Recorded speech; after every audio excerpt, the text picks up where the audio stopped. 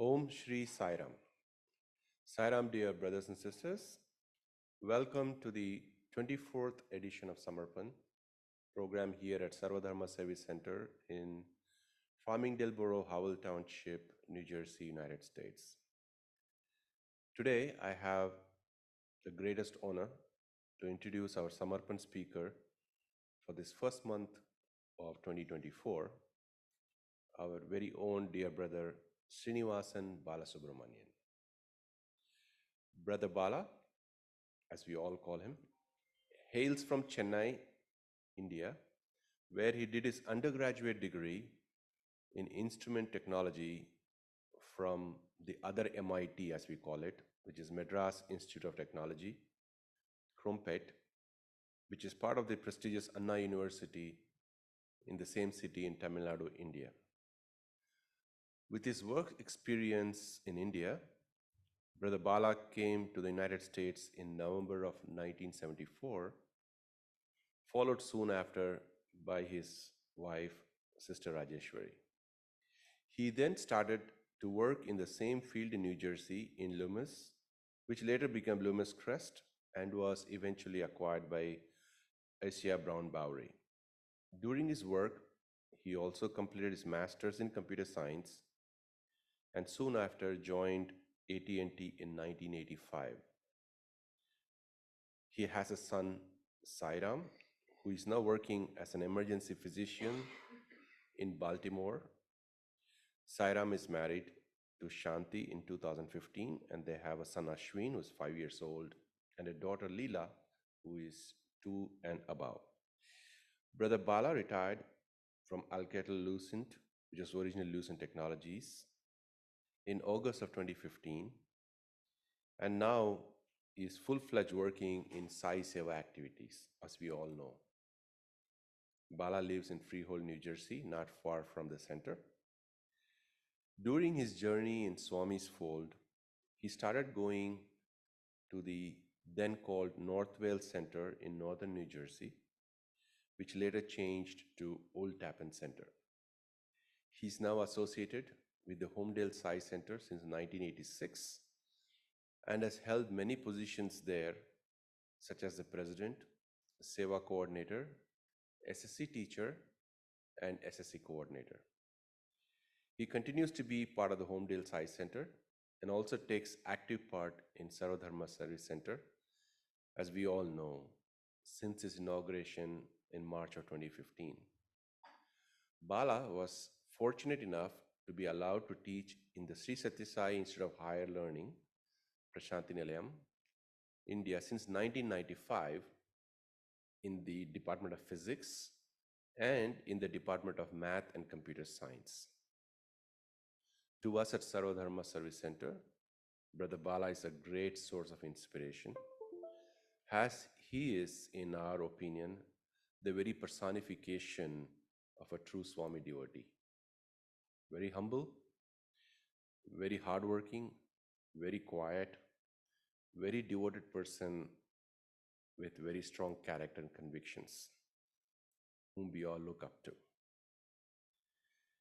It's hard for any one of us to believe that he turned 80 just in the recent past, considering his active participation in various service activities here at the center, at the Homedale Center, not to mention the various Narayan Seva activities he does. At a personal level, I have seen Bala and Sister Raji, and in my opinion, they were a power couple for Swami activities in New Jersey centers. And I can still remember vividly, all the scenes of the activities they were doing while we were all working together.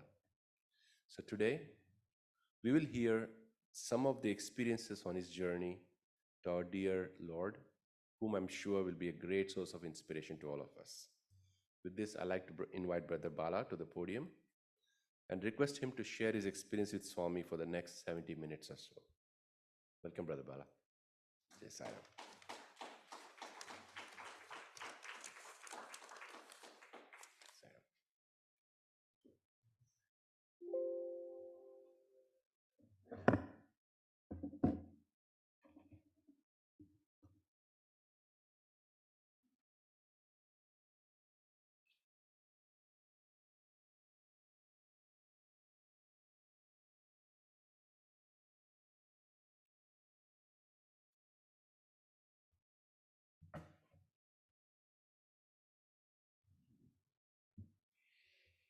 Sairam, my most humble and reverential pranams at the divine lotus feet of our Bhagavan, Satya Sai Baba. And dear Sai brothers and sisters, I'm fulfilling Mahesh Velanki's wish today. He has been asking me several times that he wants me to speak at Samarpan program. And probably finally I chose to speak today. So I want to start with a quote from Swami. Living with God is true education. Living for God is true devotion. And living in God is true spirituality.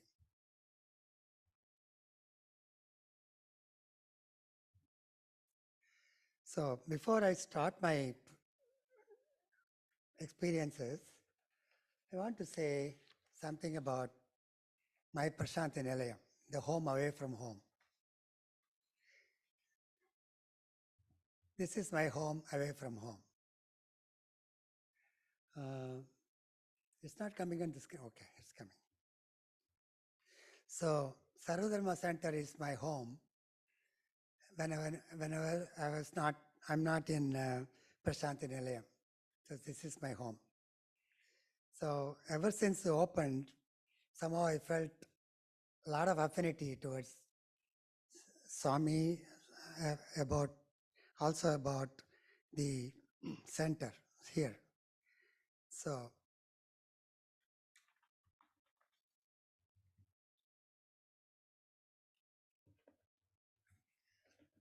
I want to tell a small story, which I normally do whenever I take my SSC class to the students. So the story goes like this. I happened to read this story about a couple of weeks ago in the internet. The story goes like this. Yeah, newly married couple, husband and wife, moves to a new house. And one of the things the wife noticed is her neighbor, from her kitchen window, her neighbor used to hang clothes outside in the garden. And she saw the clothes looked very dirty. And she was complaining to her husband that, look, our neighbor is drying her clothes outside and they're all very dirty. The husband didn't say anything and he let it go. Next day, she found the same thing. The clothes were looking very dirty. So again, the husband kept quiet. So this went on for a couple of days and she kept on complaining, why don't you go and tell the lady that her clothes are very dirty looking? Husband didn't do anything, didn't say anything, any word to her. But the last final day, but 4 or 5 days later, she saw the clothes were very clean. And she went and called the husband and he said, how come they're all so clean now? Did you go and tell them? He said, no, I didn't tell them, but I just cleaned the window. So, see, the moral of the story is, sometimes we see something which are really not our expectation. So I think this gives a kind of a moral that before we speak or before we complain to others, you should see the other's point of view also. So I thought I'll tell this story.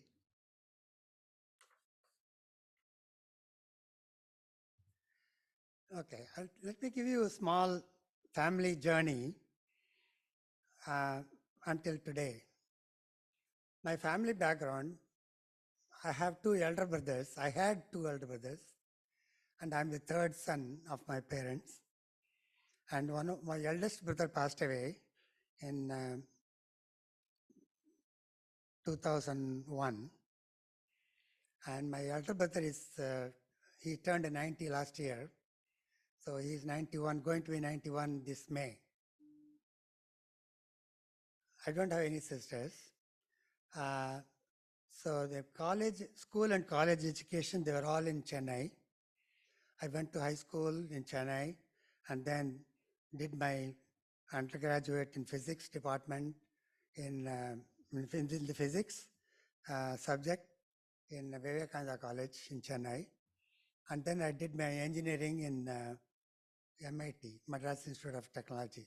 So we used to make fun of that. Always I say I'm from MIT.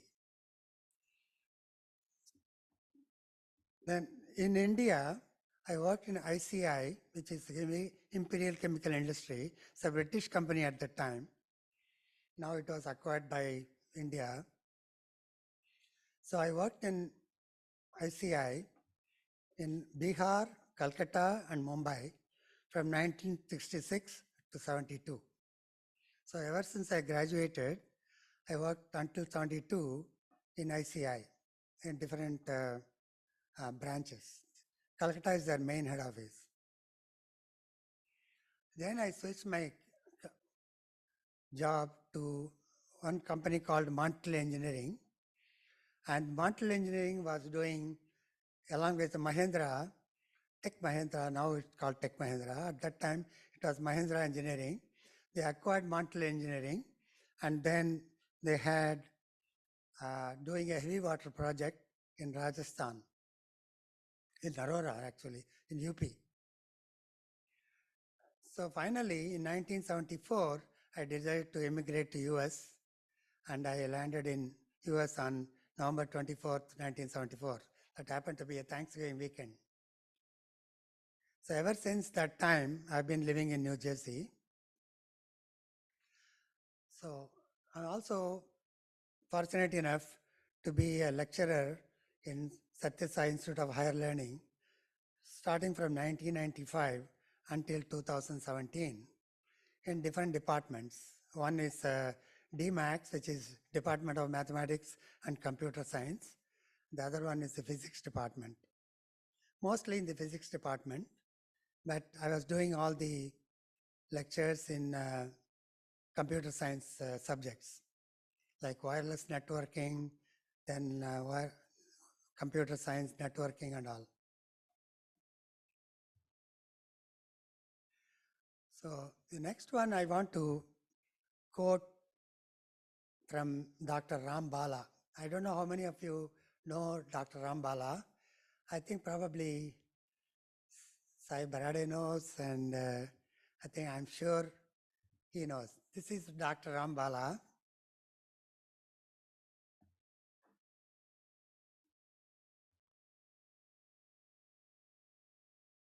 So, got it finally.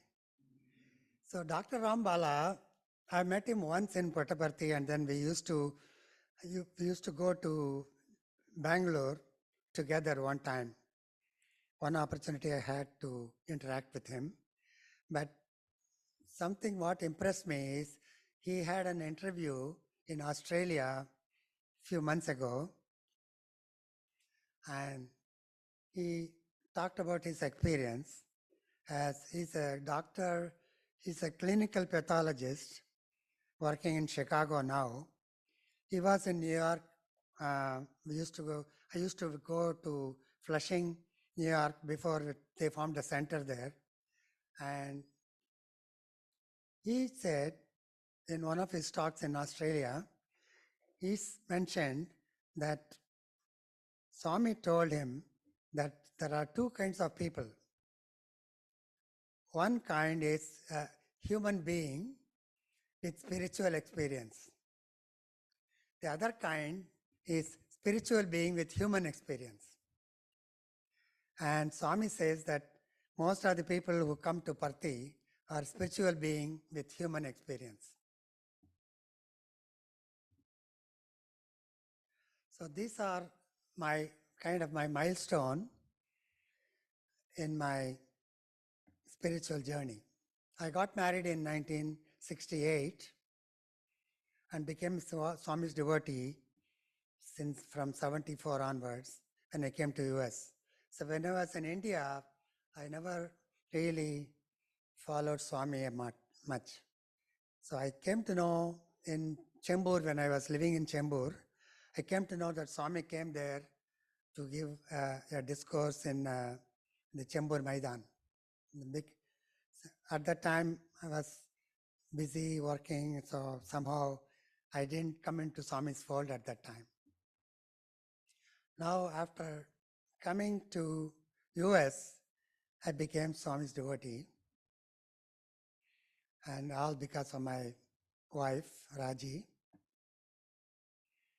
And since 1977, that was my first visit to see Swami physically in Whitefield. That's my first physical darshan of Swami in Whitefield. So when I'll go through the whole thing and then I'll explain one by one. So June 24th was my first sparshans and sambhashan with Swami.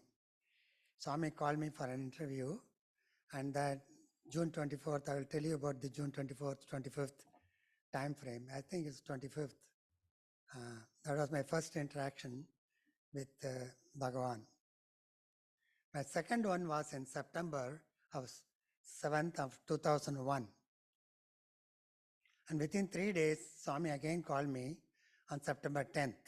That was my third sparshan and sambhashan with Swami.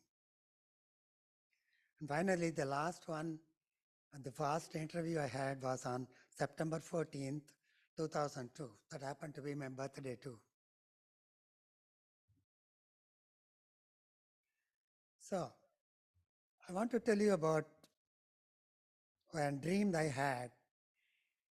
Swami came in my dream one day when I was in US,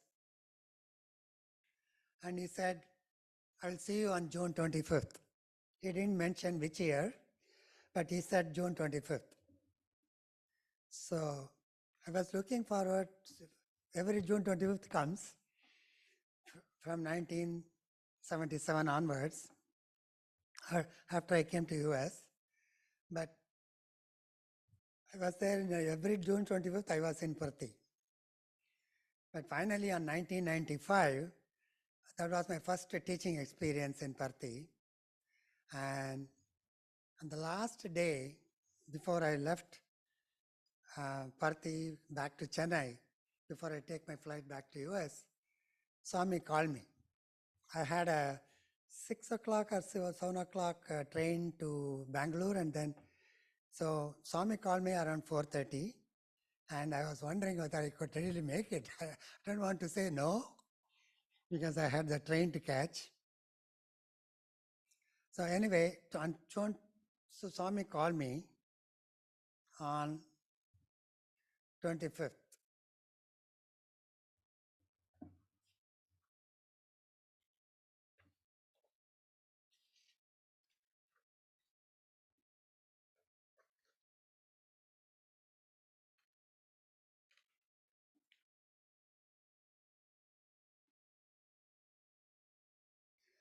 So before I tell about the interview, February 8th, 1986 is the day, 1 year after I joined AT&T. So my first job was in West Long branch. And that day, on February 8th, it was snowing heavily. So just about, when I was about to reach the office, I stopped at a traffic light. I guess I probably have gone a little too fast. So I stopped, and then my car skidded. I was on the right lane, and my car skidded and then fell into a small ditch on the right side of the road. All I said was, Sai Ram. That's all I said at that time. Something, I don't know, it just voluntarily came. He says, Sai Ram. The car came to a sudden stop in the ditch and in front of a small tree. So I don't know what happened. Swami made the car stop, and then it was not spinning, but I was able to get out of the ditch and then drive to my work. That day I remembered that Swami really saved me. Again, I saved last year in 2022. You might all know that I had a car accident where the car rolled over twice. That's another thing that Swami really saved me. So coming back to my first darshan, sambhashan and sparshan, June 24th,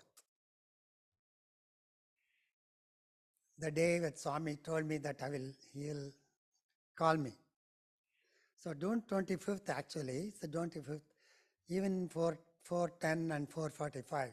So we used to record every interview, myself and my wife Raji, we used to record the date and time and also went through the whole sequence of what Swami said before we forget things and we go out of sequence. So we used to do that as soon as we come to the room, we used to exchange. We said, oh, this is what Swami said, what is Swami said. So I used to write down all the notes, the exact words what Swami told us. So first Swami called us on the 25th. That was the day when I was about to leave for Chennai. And so he called us. There are some people in the outer room. There are two rooms in the interview room. Probably you must have heard of that. Outer room is all of us, all the interview people assemble. And the inner room is where Swami talks one-on-one. So in the outer room, Swami called me and he said, what do you want? First question he asked me is, what do you want? I didn't know, I was not prepared for anything. So I said, Swami, I want your blessings. So he materialized a 3-diamond ring for me and put it on my hand and he said, perfect fit. Then he called me and my son was also with me. So my son and then I called my wife also. So all the three of us went inside and then Swami turned on the fan and gave vibhuti to all of us. That is his normal thing. He turned on the fan and gives vibhuti to all of us. So inner room, he called us in the inner room. He said, you come inside. So all the three of us went inside. And Swami first asked me, first question is, how many kinds of knowledge are there? So I didn't know the answer. So I was hesitating to say. Then Swami himself said, there is bookish knowledge, there is superficial knowledge, there is general knowledge, there is discriminatory knowledge, and finally, there is practical knowledge. So he said these are the 5 kinds of knowledge. And Swami said practical knowledge is very important. So then Swami said, Enna Samacharam. He started talking me in Hindi first. And then when I told him that, Swami, I'm from Chennai, then he said, Enna Samacharam. So then I started opening the topic saying that, Swami, I want to thank you for saving me on February 8th, 1986.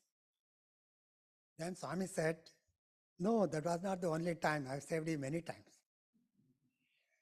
So I didn't understand what he really saved because that was the only thing that really struck my mind. Then afterwards, I thought that, whenever we go for some parties or some wedding reception or anything like that, we used to come very late to our home. So at that time, I feel very sleepy because normally by 11 o'clock, 10 o'clock, 11 o'clock, I used to be very sleepy. So somehow I drove and so maybe I was drifting from one lane to another lane and Swami was maybe correcting me. So that's what I was thinking. So I didn't tell him anything. Then Swami turned to my wife and he said that you are too much worried about everything, but I will never disappoint you. Then Swami said that you are upset that I did not perform Upanayanam for your son. The story is that we used to write letters to Swami that please perform Upanayanam to Swami, to my son and all. We never thought that it will reach Swami, but we used to give it to somebody and then sometimes Swami will take it and all. But Swami is omniscient, omnipresent, right? So he said, I will perform his marriage. Now Upanayanam, but no foreign girl, only Indian girl. That's what he said. Then Swami turned to my son, his name is Sairam, and he said that you have many friends, but God is your true friend. Friends come for money. He said, Swami, friends are like frogs in the well. As long as the water is there, the frogs live there. Otherwise, afterwards, the water is drained out, the frogs either die or they jump out. So similarly, the friends are like that.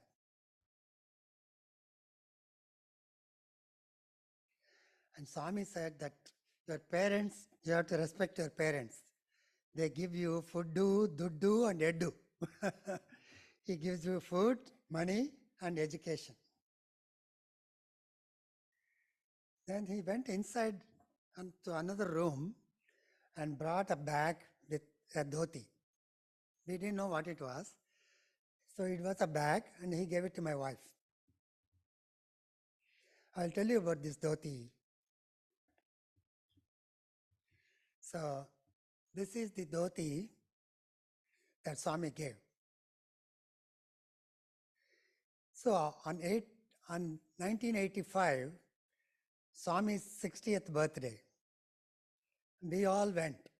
Myself, my son, and my wife, we all went to Parthi for birthday. That was my first birthday event that I attended in Swami's ashram. So my wife got an acquaintance with one of the ladies, and she was just mentioning, my son, my husband wants to give some gift to Swami for his birthday. So that lady said, oh, what do you want to give? He said, we don't have an idea what to give. And she said, why don't you give a dhoti to Swami? Swami wears dhoti because the time was short to make a robe. And we didn't know where to make the robe also. We don't know the measurements and all. So I said, where to get the dhoti? She said, no, I have a friend in Bangalore. She's coming tomorrow. And in Chickpet in Bangalore, there is a store that sells silk dhotis for Swami. They sell for people who donate to Swami. She said, I can get you that dhoti and give it to you. So next day, that lady came from Bangalore and we got the dhoti. So then how to give it to Swami now? That was my question. So then we decided we will give it to Swami through a courier service. So we went outside the ashram. There was a courier stop and we mailed it to Swami and they said it will be reaching next day morning to the PRO office, the Public Relations Office.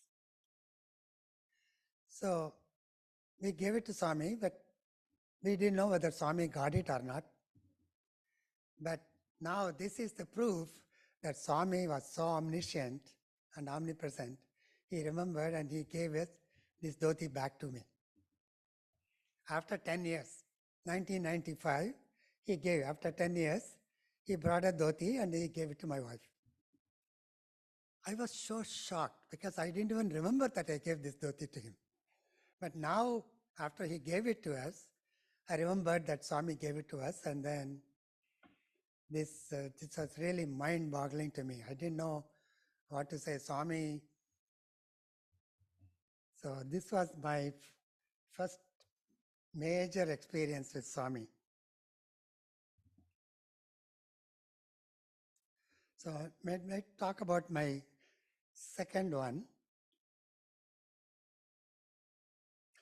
First one, my He asked my son, Sairam, what are you doing? He said, I'm studying.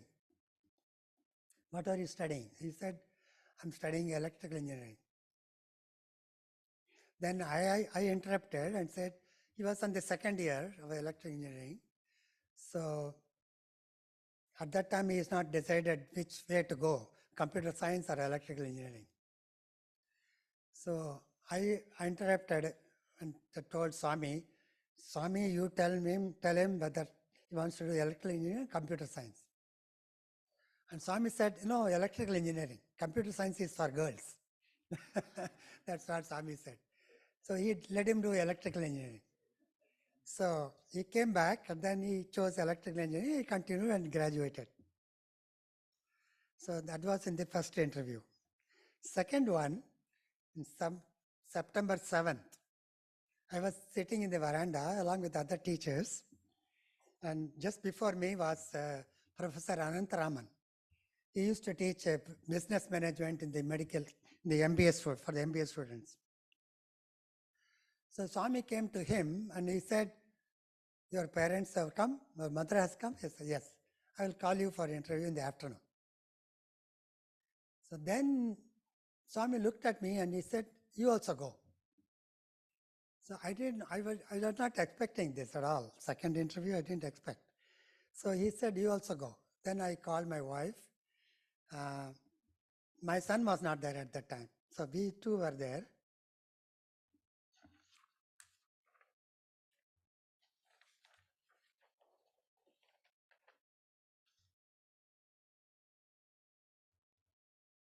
So as usual, when we went inside in the outer room, Swami materialized Vibhuti and gave it to all of us.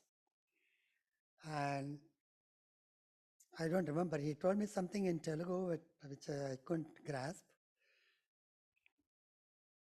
And then he called Anantharaman and his wife and his mother to the inner room. And then after 10 minutes, he came out. And I was wearing the ring that Swami gave in the previous interview, the 3-diamond ring.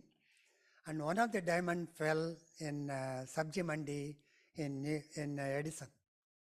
So that day I realized that I missed a stone in the ring. So I went inside the store and searched for about half an hour. I searched. I couldn't get wherever I went, I searched. Finally, I went to the manager, the owner. I told him that, if ever you find a small diamond ring, please, small diamond stone, you please call me. And I gave him the number, but he never called. So I was wearing this ring with the missing diamond. Swami, in the second interview, he saw my hand and he said, I gave you this ring. And I said, Swami, yes, Swami, he gave me this ring, but I lost one diamond stone, Swami. He said, don't worry, I will give you another ring. So he took the ring from me and he asked me, the neighbor, another person in the interview room, he said, he blew it once from his hand, kept the ring in his hand and blew it, and he said, open, it was empty. So he said, I asked that lady, where is the ring? And the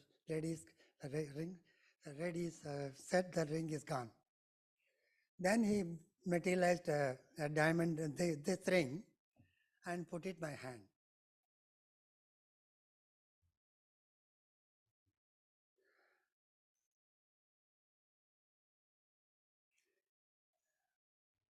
Then he asked about my son, and this is on September 7th, and we were getting interview with the Anantharaman family. And he asked me, when is your son coming? And he was coming on the 9th to Chennai. And 10th he was supposed to come to Parthi, 10th morning. So I told him that he is coming on the 9th and he will be here on 10th in Parthi. He said, oh, Sala Santosham, I will call him, I'll talk to him. So on 10th he came, 10th morning he came, and then he called us for interview again. This is the second interview, the third interview. But before that,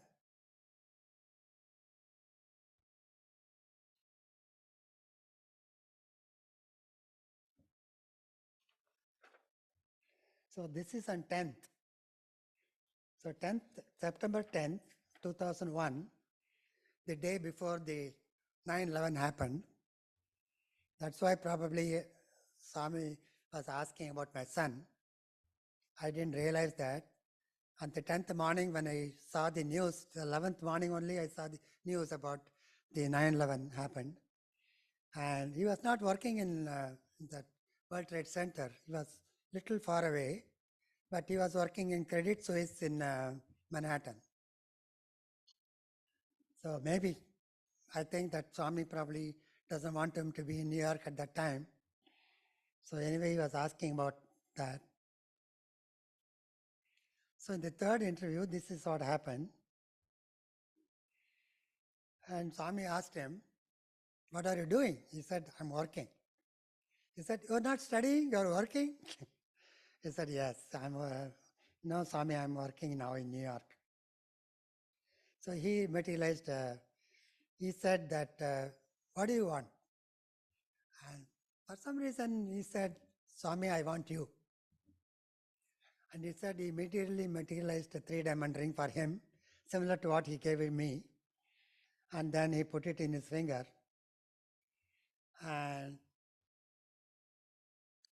then he called us to the inner room. And he said, he asked my son, "Where do you work?" He said, "New York."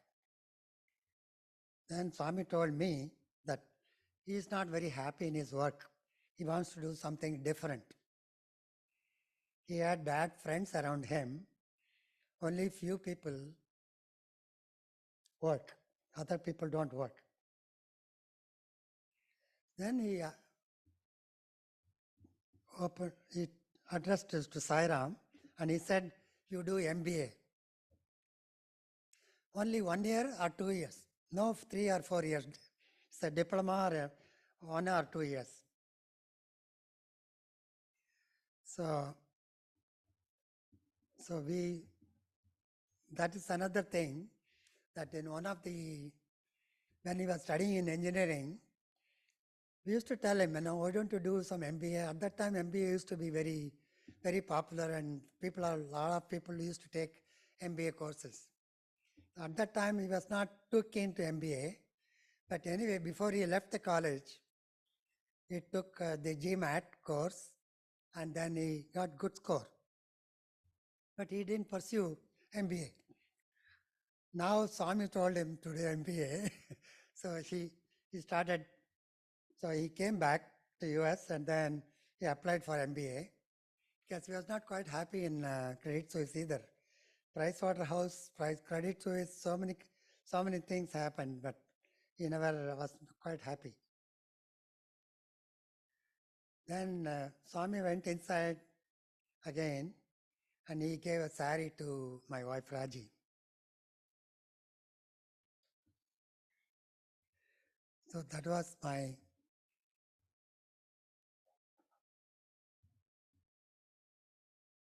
so this is takes time to come.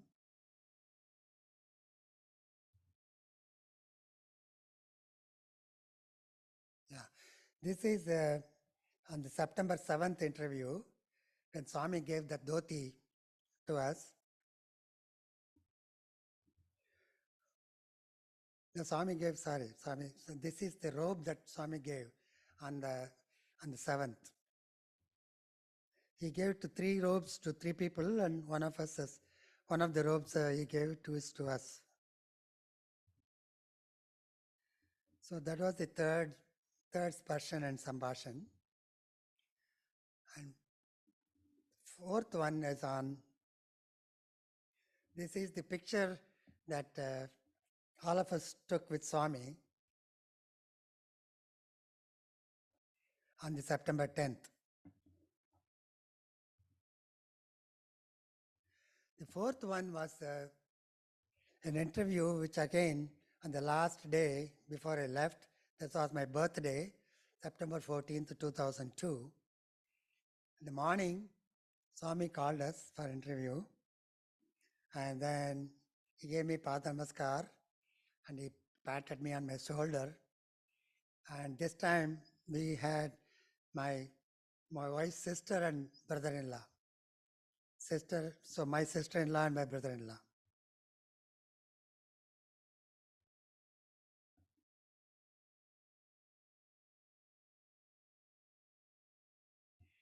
So one of the boys in the front room was from Greece.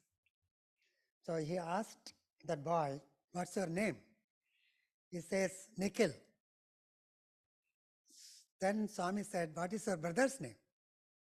He says, "Sai Plato."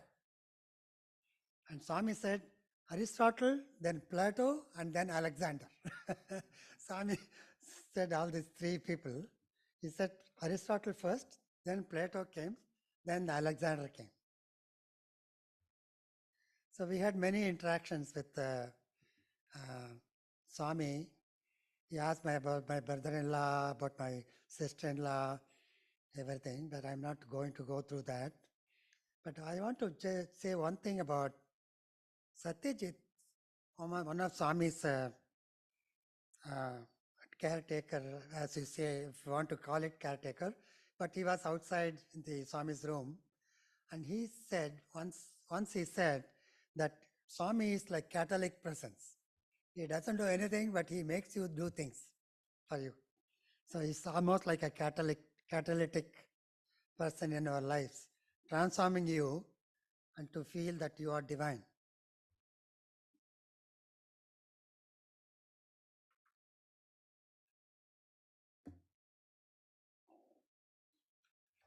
So I think these are all my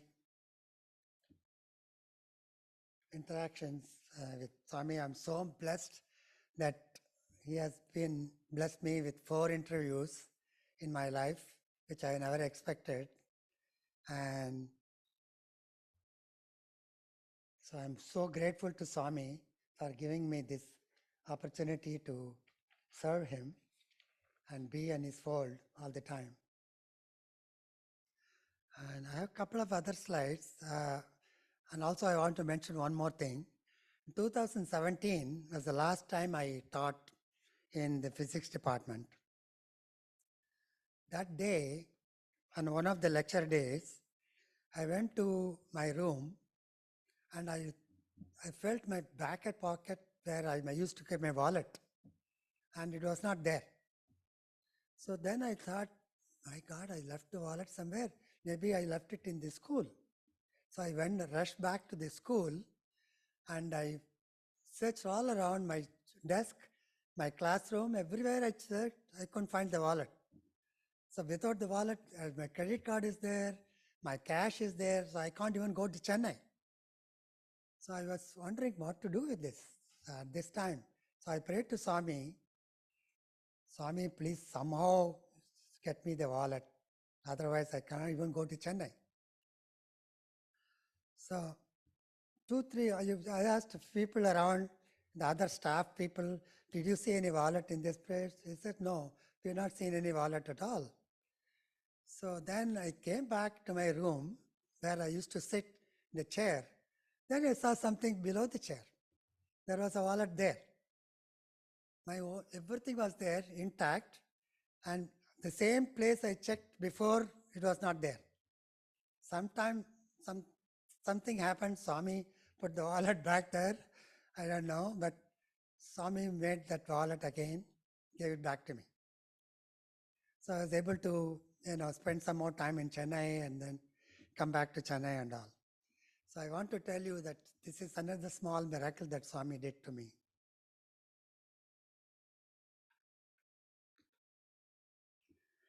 So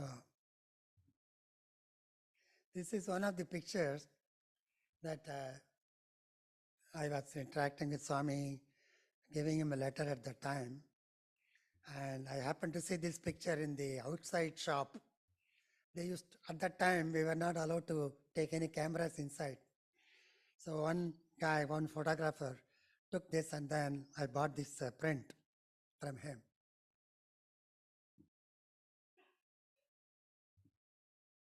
This is another interaction with Swami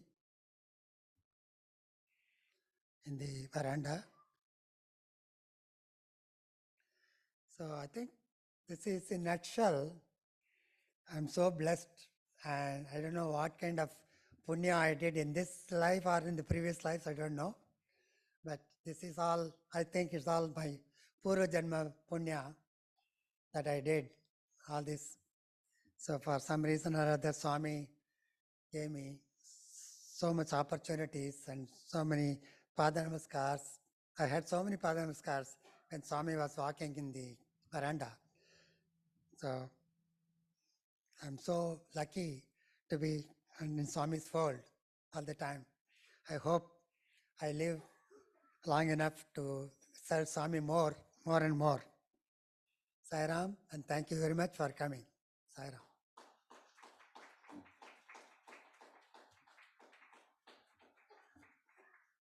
Here. It is really, really an honor to see you at the center, such dedication. And you mentioned something in the end. You said it is Purva Janma Punya, which got you this. And looking at you the way you're serving now, you have again accumulated credit balance with Swami. And I think the next Janma also is going to be so wonderful if you choose to come back with Swami. But it's really an opportunity for me to, from the bottom of my heart, to thank you. I've seen you for so many years now, and you've been through a lot, and how steadily you have absorbed the shock in life, yet continue your journey without any disruption. That is the biggest inspiration that we all must derive from you, basically, having whatever difficult situations life throws at you. Thank you, sir. Thank you, Bala, for that. Sairam, everybody. I have never met a very humble person, one who works very quietly in the background, does so much that it's mind-boggling. And for me, it has been an honor and a pleasure to meet a person who came into our lives.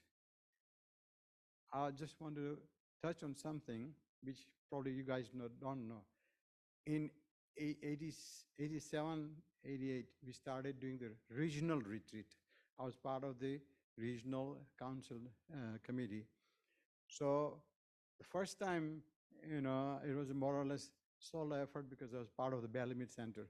But then later on, I joined the Homedale Center, and we had, in the beginning, we used to have 3 centers coordinating the retreat. And Homedale was one of that, Balamid, and then Roseland Center. Now, in those days, we don't have emails or anything like that. So we used to make a flyer, and we had to make copies. And believe me, he would make copies. This is like 7-8 page, brochure. And we mail it to all the centers in Northeast as well as Mid-Atlantic region. So that's 2 regions we're doing it together. Making those copies, and we would all get together, assemble it, pack it, and mail it out. He would make all those copies. So 7 times or even 10 page, times 400, how many pages, all through the courtesy of AT&T. And he would spend countless hours doing this. And luckily, we had a very good team. We all assemble either at my house or somewhere else, and we would do that. Now, not for 1 or 2 years. It was for almost 10 years. So from 88, 89 to like 98. So he's been a source of, inspiration for me. And I think the region is, like eternally, we are indebted to him, for what he has done for the region. This is by no means, making those copies and all that, it's not a joke. And he would do it. And it did not cost a penny to the region. I mean, it's just tremendous. So that's something, I just wanted to give an example of how he has been doing, besides doing this Narayan Seva every third Saturday, in Asbury Park. So he's always a source of doing a lot of seva.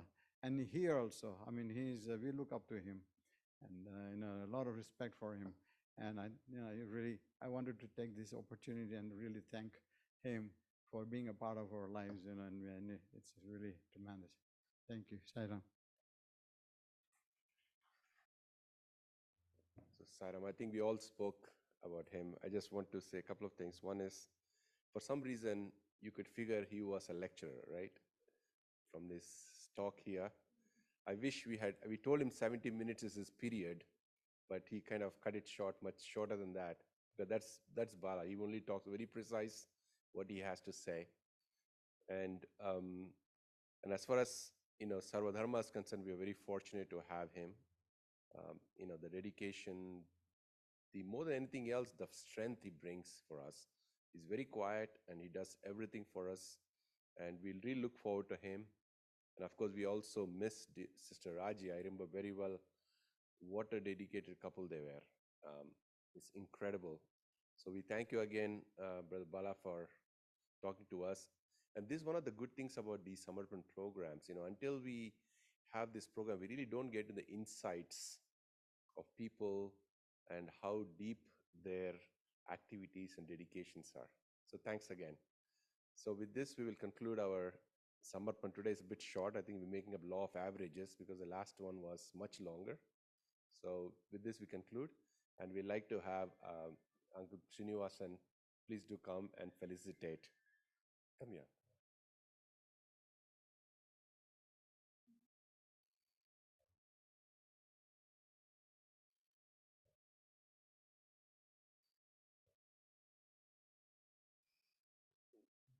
Done.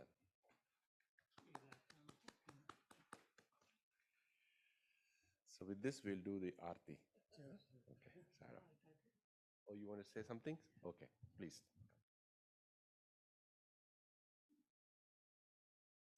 So after my move to New Jersey in 2012, Bala has been the only steady friend for me. I can count on him for anything. I went through so many health crises, my wife's illness and other things. He was always there anytime I wanted it. So as a human being, that is very important. Sometimes you need somebody to lean on, and he was there. So I cannot thank him enough for those things. All the best, Bala. Jai Ganesh Mandal.